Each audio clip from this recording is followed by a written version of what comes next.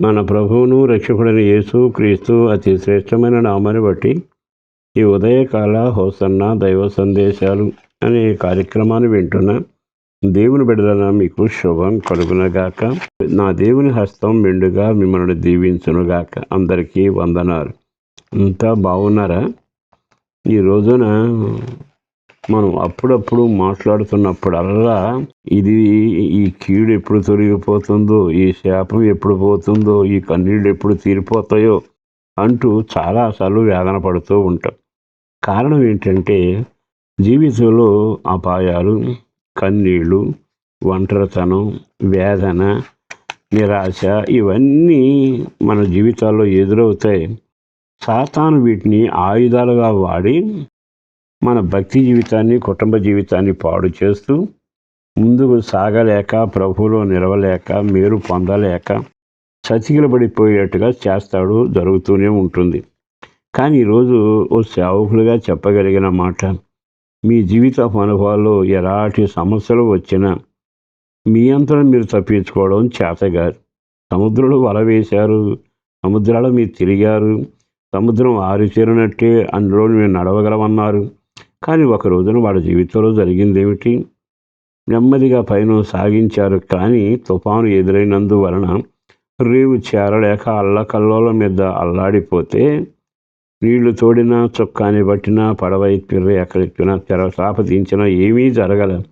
అంతా నిరాశ అయిపోయింది. ప్రభు ప్రవేశించాక ఆయన ఒకే మాట అన్నాడు కదా, తుఫాను నిమ్మడించు అనగానే ఈయన నోటి మాటకు అవన్నీ లోబడిపోతే క్షణంలోనే ప్రశాంత వాతావరణం వారు చూడగలిగారు. నిజమే కదా? ఇది వింటుంటే ఆశ్చర్యం కాదు, నిజ జీవితంలో చేస్తాడు. నీ జీవితంలో అట్టి శాపాన్ని, కన్నీళ్లను, రోగాన్ని, ఎదురుగారిని, తుఫానుడు, నష్టాలను వెళ్ళగొట్టేవాడు కావాలిగా. ఆయన నీ పడవలో ఉంటే నీ జీవితం అద్భుతం, ఆయన నీ ఇంట్లో, నీ గుండెల్లో ఉంటే క్షేమం. జెఫన్యా గ్రంథం 3వ అధ్యాయం 15వ వాక్యంలో ఇలాగున రాయబడి ఉంది. ఏమని రాయబడిందో తెలుసా? మీ శత్రువులను ఆయన వెళ్ళగొట్టును. ఆయన మీకు శత్రువుగా ఉన్న తుఫానైనా, కలవరాలైనా, కన్నీళ్ళైనా ఆయన వెళ్ళగొట్టగలిగిన వాడు. అందుకని ఈరోజు సేవకుడుగా నీకు చెప్పగలిగిన మాట, నీకు నీవుగా వాటి నుంచి విడుదల పొందలేవు. మన వాళ్ళు ఈ శాపాన్ని నుంచి, దరిద్రం నుంచి, రోగాన్ని తప్పించుకోవాలని శత ప్రయత్నాలు చేసి ఏవేవో కార్యక్రమాలు చేస్తారు.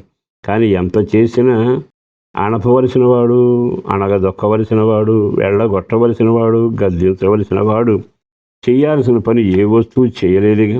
మనం అనుకుంటాం దీనివల్ల జరుగుతుంది అని. నీవు అనుకున్నంత మాత్రం జరిగేది ఏముండదు. గద్దించగలిగిన వాడు, వెళ్ళగొట్టినవాడు, వెళ్ళగొట్టగలిగిన వాడు ఒకడు ఉన్నాడు. ఆయన పేరు నజరుడైన యేసు. అందుకని ప్రజలట పరుగు పరుగున ఆయన దగ్గరకు తీసుకుని వచ్చి జనాన్ని, అయ్యా నీ వస్త్రం ముట్టని, వీరి మీద నీ చేతులుంచు, వీరిని బాగు చేయి అంటూ ఎన్నిసార్లు అడిగారు. ఆయన వెళ్ళగొట్టాను అనే మాట ఉందిగా. వారిలోని దురాత్మ విడిచి వెళ్ళిపోయాను. అతడు బాగుపడిన వారిని బట్టగట్టి స్వస్థచిత్తుడై యేసు పాదాల దగ్గర కూర్చుండెను అనే మాట ఉంటుందిగా. అంటే నీ వ్యక్తిగత జీవితంలో, నీ కుటుంబాలలో నీ సొంత ప్రయత్నాల వల్ల ఏది నువ్వు వెళ్ళగొట్టలేవు. నీ అంతా నీవు స్వేచ్ఛగా బ్రతకలేవు. ఒక సేవకుడిగా బ్రతిమలాడుతూ చెబుతాను, దేవుని మాట వినండి, ఆయన హృదయంలో చోటివ్వండి, ఆయన దేవుడిగా అంగీకరించండి. ఆ యేసు నీ గుండెలలో, నీ గుడిసెలో చివరికి నీతో ఉంటే ఆయన వెళ్ళగొట్టగలిగిన వాడు, తుఫానుడు గద్దించగలిగిన వాడు, చీకటి శక్తులను వెళ్ళగొట్టగలిగిన వాడు. ఎప్పుడైతే ఆ పని ఆయన ప్రారంభిస్తాడో వెంటనే నీకు నెమ్మది కలుగుతుంది. నువ్వు చేయాల్సిన పని అది కాదు, ఆయన చేయవలసిన పని ఆయన చేస్తాడు. నీవు చేయాల్సిన పని స్తుతించడం. అలా కాకుండా దేవుని పక్క పెట్టి మనం ఎన్ని ప్రయత్నాలు చేసా ఓడిపోతామనే విషయాన్ని గమనించండి. ఈ రోజు నుంచి నీ కుటుంబంలో ఉన్న ప్రతి చీకటి, అపవిత్రత, నష్టం యేసు వెళ్ళగొట్టునుగాక. పరిశుద్ధుడును ప్రేమాముడిన ప్రభు వందనాలయ. అపారమైన నీ ప్రేమను బట్టి ధన్యవాదాలు. కృప కలుగునగాక, క్షేమం కలుగునగాక.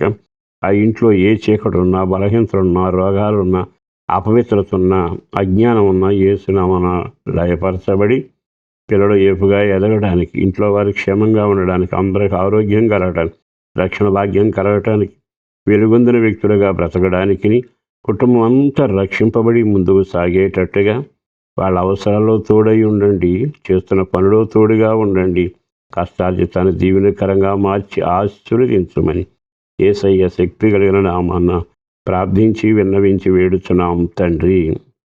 ఆమేన్.